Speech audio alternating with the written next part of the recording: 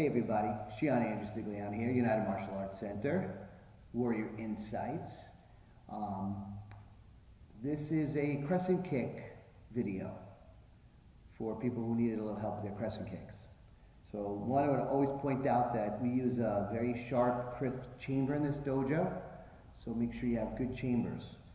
Kicking chambers relatively mean the knee up, folded leg, okay? Not just holding your knee up because you don't want your foot to hang out. You want to try and keep that foot tucked in tight, especially for your front kicks. So we want to work on those hip flexors, okay? And number two is that people are only generally about this wide, like roughly 2 feet wide, and our contact point may be that big. So there's no reason to have wider chambers or presets to our kicks wider than this. So if you hold your hand out somewhere around solar plexus level, you want to try and get that knee up there, okay? For an inward kick, we want to get that knee 45 or less.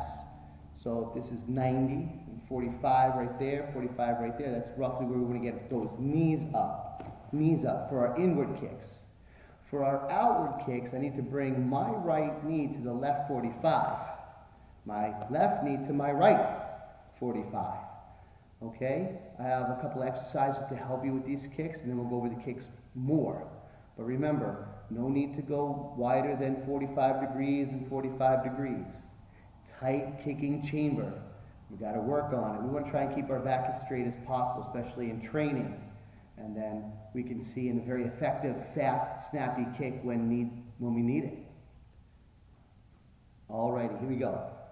Hip flexor exercise for you to practice your chambers and your crescent kicks. And all kicks generally. So the chair is roughly a little bit narrower than I am, but it's a perfect training tool right now. So what I want to do is I want to bring my right foot, and knee up, over, touching the ground. Bringing it up, over, touching the ground. And then followed by my left.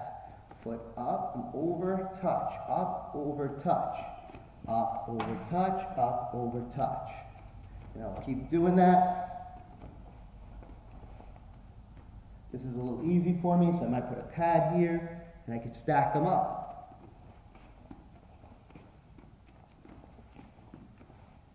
Okay, I want you to try and practice that. I'm going to put that chair in front so you see what it looks like from the front and these 45 chambers, okay? So I'll bring my right knee up, over, touch, up, over, touch, up, over, touch, up, over, touch. Notice that my knee is higher than my hip line and my belt line. This might not be that easy for you, but you could practice it, okay? So knee up, hold it.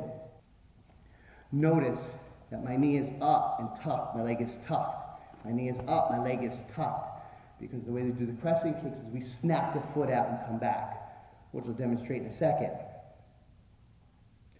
Another exercise we could use this chair for is, I flip it around, it's a lot higher now. So I'm not going to be able to bring my foot flat, although I did get close. But I want to bring my knee up, extend and over, bend down. Knee, up and over, bend down. Knee, knee, down. So that's the kick, the chambers, the 2 chambers. 1 and 2.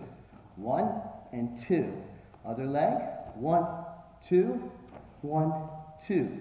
1, 2, 1, 2. That's outward and inward.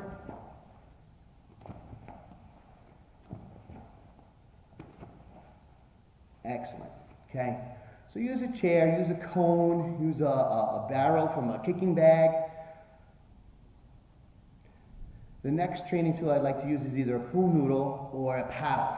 And I would actually either kick over the paddle or hit the paddle. So Miss Alex is coming to hold the pad. So we're going to start right in front. 2 hands, please. So I'm going to go over this. So I'm going to start at low, because you could always go higher, because don't forget, you want to build for success. So I'm standing squared up. Always try and get squared up first, because if I put my leg back, I can use momentum to kick higher, but I really want good technique. I want it sharp and clean, and therefore I can get more power later, instead of having a lot of power, a lot of force with bad technique. So I'm going to stand squared up, knee up and over, knee up and over.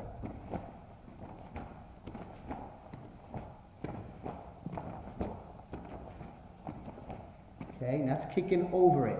Okay, and again, I'm not kicking much outside the framework of her body. So now we're going to raise it up a little bit. I'm going to try and still kick over it.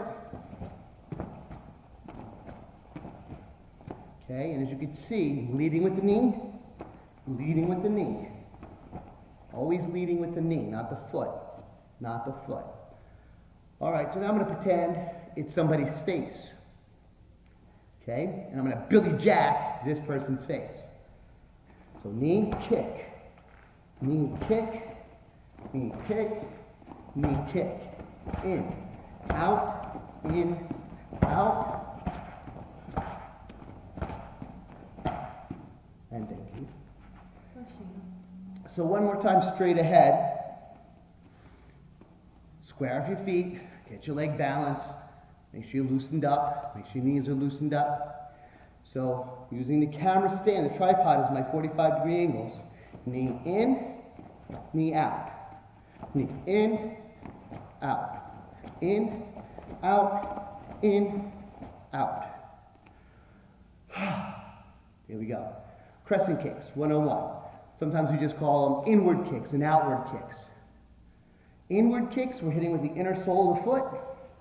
Outward kicks, we're hitting with the outside bony part of the foot. So please practice, do as much as you can. Never give up, never settle for less.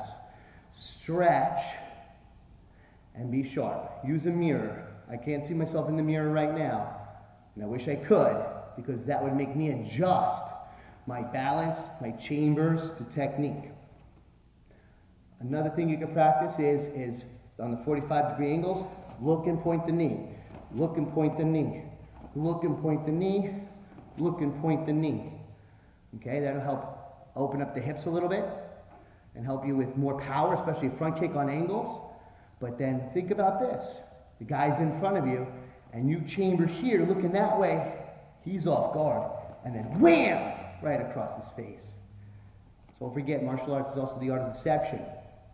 Take your weaknesses and make them your strengths, while making your strengths unstoppable.